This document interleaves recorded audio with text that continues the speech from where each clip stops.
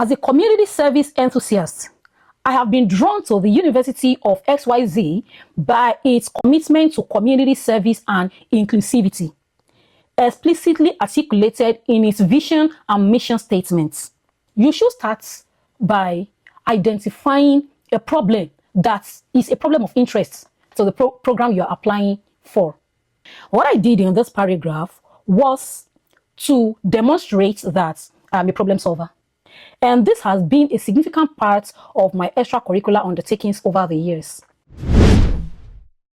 Hey there, welcome back to my channel. If you're not yet subscribed to this channel, what are you waiting for? Do you need special invitation? If yes, I'm specially inviting you to subscribe to my channel. And please click the notification icon so you get notified every time I drop a new video. So yeah, on today's episode, I'm going to be reading out loud a statement of purpose that got me a fully funded PhD offer in the US.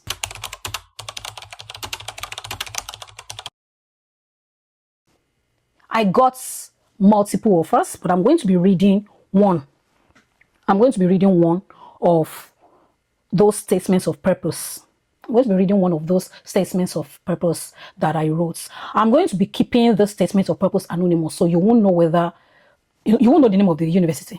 Now, let me quickly say this. I'm going to be reading and analyzing.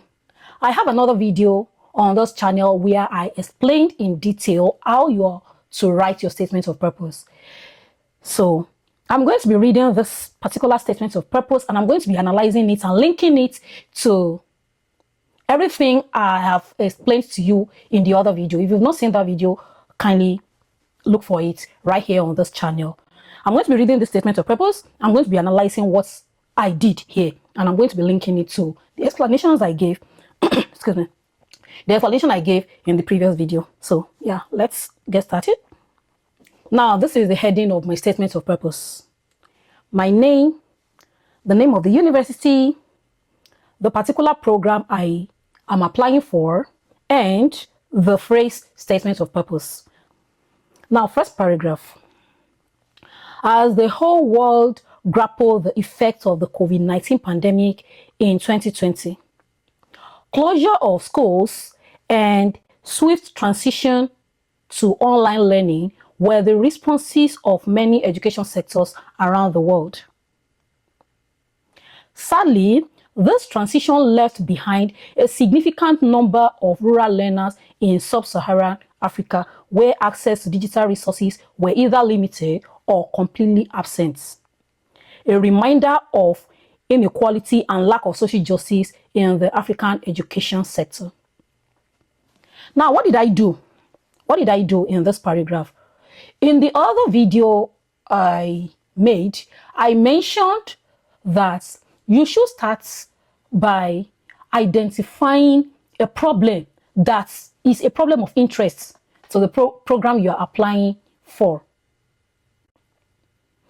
So if you're applying for this type of program, something relating, because this is the Faculty of Education, something relating to COVID-19, the effects of COVID-19 on education, a problem relating to the closure of school, the access to resources, educational equality or inequality or equity or inequity, social justice education. These types of problems will definitely appeal to such a program.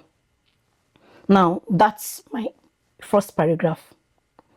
Paragraph 2 goes, community service fosters the inclusion of the disadvantaged populace. And this has been a significant part of my extracurricular undertakings over the years.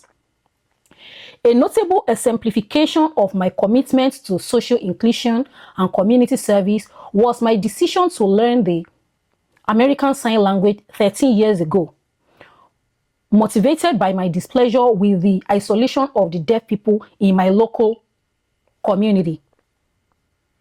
I have since served as the sign language interpreter for some deaf people in Ilaro, Ogun State, Nigeria. Yeah. What I did in this paragraph was to demonstrate that I'm a problem solver. Remember in the other video, I said you shouldn't use generic descriptions like I'm a problem solver, I am passionate, I'm a go-getter. No, I said you should demonstrate in concrete ways how you have solved problems. Now, a program like language literacy and culture is interested in education, right? He's interested in educational problems. So I started by highlighting an educational problem, which was social injustice, inequality, because of demonstrated or revealed by limited access to digital resources that didn't allow some parts of the world to transition into online learning while others were transitioning. Then in my second paragraph, I showed myself, so if there is inequality, the remedy for inequality is inclusion, right? Good. I now showed myself in paragraph 2 as an apologist for inclusion. And how did I show that? I showed that by, I didn't say I am, or I didn't say, oh, this is what I love doing. I showed how I did it. I didn't say I love inclusion. Of course, I said this, but I demonstrated it by showing that I served as a sign language interpreter, which is true. I served as a sign language interpreter for inclusion. Yeah. So I showed that I am committed to social inclusion. There is a point I'm trying to make here with my emphasis on inclusion. Some people are excluded. People from part of Africa who didn't have access, weren't able to transition to online learning. Now, in my small corner of the world, in my own small capacity, I facilitated inclusion by serving as a language interpreter, a sign language interpreter, blah, blah, blah, blah. So you want to, whatever you're saying, remember I said in that other video, I don't want to call it previous video because I don't know whether you have watched it or not. But in that other video, I mentioned that the first thing you want to do in your statement of purpose is to highlight your background and experience. And it's not about writing an autobiography. It's by showing solid problems you have solved in the past, which would be of interest to the program you are applying for. And that's what I just did in paragraph 1 and paragraph 2. I hope it makes any sense to you. In paragraph 3, I continue. As a community service enthusiast, I have been drawn to the University of XYZ by its commitment to community service and inclusivity, explicitly articulated in its vision and mission statements. I find a strong alignment of my purpose with the University of XYZ's commitment to making our expertise available to local communities and public agencies. Remember in that other video, I said you want to explain convincingly why you chose this university. And I warned you against using generic reasons, state of the art, faculty, vast library. Don't use those generic reasons. I told you that one fail-proof strategy is to take them by their words, something that university has said, which means you need to do your research, read the about page, read the program, make sure that you understand everything about that program, every piece of information shared on the internet about that program before you write your statement of purpose. So this university says, this program says on the website that, they are committed to inclusivity, they are committed to community service. That was why I started by identifying I started this essay, I started the statement of purpose by identifying an inclusivity problem in education during the COVID-19 pandemic. That would be of interest to them because they are saying, we are committed to inclusivity. And I showed how I as a person, I have solved some inclusivity problem, which was serving as an American sign language interpreter. So I said, I find a strong alignment of my purpose with the University of XYZ's commitment to making our expertise available to local communities and public agencies. Next paragraph. Earning bachelor's and master's degrees in English, 13 years of teaching English as a second language to Yoruba students, as well as teaching Yoruba language and culture to American students through the Fulbright Foreign Language Teaching Fellowship, are some aspects of my experience that have not only positioned me as a mediator of language and culture, but have also equipped me with the theoretical foundation to pursue a PhD in language, literacy, and culture. Now, I want to say this. Remember, I mentioned that you shouldn't just give us your autobiography. Only aspects of your experience and background that are relevant to this program should make it into your statement of purpose. I mentioned teaching English. I'm applying to language, literacy, and culture. So I mentioned teaching English. I mentioned teaching Yoruba. I mentioned Fulbright. There are other things I've done with my life that do not necessarily fit into what I'm applying for here. So I'm silent about those. And even if you are mentioning things you have done, maybe to fill up space, if they are not directly linked to what you are applying for, make sure you find a way to link them in directly. Let's move on. Teaching reading and writing to second language learners. Teaching reading and writing to second language learners has been the crux of my career as a teacher. Having served mostly in low-income community high schools in Nigeria, where I constantly had to utilize limited resources or find creative solutions to teach literacy. My light bulb moment came in 2022 when I conducted a pilot study in computer-assisted language learning in a Nigerian rural school with the sponsorship of Educational Testing Service. 80 junior high school students were taught reading and writing through gamification and interactive learning designs in the digital environment, with the aid of personal computers.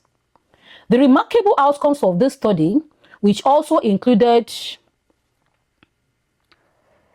writing a collection of short stories by these pre-teen participants, solidified my commitment to a lifelong learning. I zoned out briefly. Solidified my commitment to a lifelong career in making digital literacies accessible and affordable to learners in rural areas of Ogun State, Nigeria. What did I do in this paragraph? Now, Educational Testing Service sponsored me. Obviously, I won a grant from Educational Testing Service. I didn't say, oh, I won a grant. You remember that in the other video, I said you must find a way of showing how your prizes, your awards are relevant to this program you are applying for. And that's what I did in this paragraph. I showed how the grants I won from Educational Testing Service is relevant to this program I'm applying for. And obviously, I showed it in tangible ways because I didn't just say, oh, I won a grant. I showed what the grants allowed me to do, and I showed workings. You know, the saying, show workings. I showed workings by mentioning the number of students that participated in the project, in the pilot study, what we did, the results, and all. So these are tangible ways of showing how your awards, your prizes, your recognitions are relevant to the program you're applying for. Yeah, next paragraph. A PhD in language, literacy, and culture from the University of XYZ will school me in crafting literacy instructional materials that are both culturally responsive and digitally transmitted. My career aspiration involves initiating and supervising rural literacy programs that replicate and adapt the learning experience of English language classroom, which was the online classroom used for my pilot study. That pilot study that I did with my grants from Educational Testing Service. You're still showing the connection between your grants, what you want to do in future and this program, you must find a way of weaving everything together in a way that makes sense. You know, the goal is to, if you have watched the other video I made, I told you that the goal is to convince, the goal of a statement of purpose is to convince the decision makers that of all the applicants, you are the right person to choose. And of all the schools, their institution is the right place for you. Remember, I mentioned in that previous video that two questions are sitting in the minds of your decision makers as they are reading your statements of purpose. And the first question is, why you? The next question is, why us? Now, let me continue. Next paragraph. Constant collaborations with experts in other fields are germane to the success of this initiative. The initiative I mentioned in the previous paragraph, where I said my career aspiration is to initiate and supervise literacy programs that facilitates digital transmission, or that are digitally transmitted. So in this next paragraph, I'm saying constant collaborations with experts in other fields are germane to the success of this initiative. I am particularly excited that the University of XYZ's PhD in Language Literacy and Culture promises to help me develop an interdisciplinary approach to the teaching of foreign or second language. Additionally, the course titled 123, I'm not going to mention that specific course in that program. The course titled SYZ appears to offer valuable insights and the foundation for my future literacy programs, while the course titled 123 and 456 will polish my teaching and researching. I've intentionally anonymized the specific courses. But you remember, if you've watched that other video, that I said you should mention specific programs. Most programs will mention you should mention the specific courses. Most programs will mention the specific courses, especially core courses that students in that program will take. So you are to mention specific courses in that program and how those courses will help you. That's what I just did here by mentioning course title. But I mentioned 3 course titles and what those course titles will do for me. Now let's move on. My research interest revolves around multimodal and digital literacies. This passion led me to interrogate the interplay of meaning and aesthetics in selected digital poems for my master's thesis. I am excited about the prospect of embarking on a PhD under the supervision of Dr. 123. I'm not mentioning the name of that professor. Also note that I mentioned that my research interest, I mentioned what my research interest is, and I showed what I previously did along the lines of that research interest. I showed what I previously did. I'm excited about the opportunity of embarking on a PhD journey under the supervision of Dr. 123, as I find an alignment of my research goal with our expertise, particularly with regard to multimodal literacies. Moreover, working with her in the 123 writing projects, this professor has a writing project. Working with her in the 123 writing projects will give me the opportunity of understudying her and laying a groundwork for my career in literacy programs. My research interest also matches, obviously, this professor that I mentioned is the professor that I have previously spoken with. The professor that said, go ahead and apply to our university. The professor that I have previously cold emailed. You know, I have another video about cold emailing. If you've not seen that video, please see it. You want to write your cold email and get a positive response before you apply to university. That's the right thing to do. So I'm done mentioning that professor.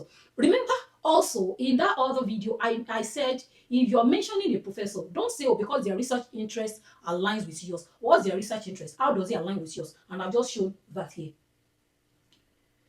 Now, because I just wanted, when I was writing this, I just wanted to mention another professor. I've only spoken with one professor who has given me a go ahead to write to apply to the university. But there was another professor whom I didn't code email, but I found alignment with what that professor was also doing, so I mentioned them too, just like a backup, like a backup plan. My research interest also matches that of Dr. 123's expertise, and I would like to be considered. I would like to be considered for a supervision too. My post-study goal is to take on the leadership position with the Ogun State Teaching Service Commission Nigeria. Now, this may not be where I end up. It's unlikely. It's unlikely, but it's important that you mention a specific. See that other video. It's important. I mentioned it in the other video. It's important that you mention a specific place that you are targeting to work. When after your PhD, after your masters, a specific place. Don't say in the in this specific industry. Mention a place. Mention a country, if possible, a region, a country, a state, and even a specific organization you have in mind. Professors know, decision makers know that you may not end up in that place, but it's a good place, it's a good thing to project where you are going. It shows that you have a sense of direction. So my post-study goal is to take a leadership position with the Ogun State Teaching Service Commission Nigeria, where I hope to drive and supervise literacy programs in rural high schools. This position will also enable me to network with relevant stakeholders to facilitate the provision and maintenance of digital services for language learning and literacy in rural schools. That's the end. That's the end of my. I wrote just 753 words. I really encourage you to see that other video. Watch that other video so that your learning is not fragmented. Watch that other video. I wrote only 753 words. I remember I mentioned that you should not write beyond the word limit. Always check. Universities will most times tell you the number of words they want you to write for your statement of purpose. If you write beyond that, they may discard your statement of purpose without reading it, because that's the first thing they are going to check. If you found any value in this video and you're yet to subscribe, you've followed me to this point and you're yet to subscribe, please subscribe. If you know friends, relatives, acquaintances that will need the knowledge I share on this channel, tell them to watch my videos, tell them to subscribe. That will be the end of today's episode. Again, if you have questions, if you have wonderings as you were watching this video, drop your comments. If there are topics you would like me to touch on, I have topics lined up. I have topics I've already discussed. But if there's something you are looking for specifically that you have not found on this channel, do not hesitate to drop a comment, and I'll be more than happy to make a video to guide you. Till I see you in my next video, keep being amazing.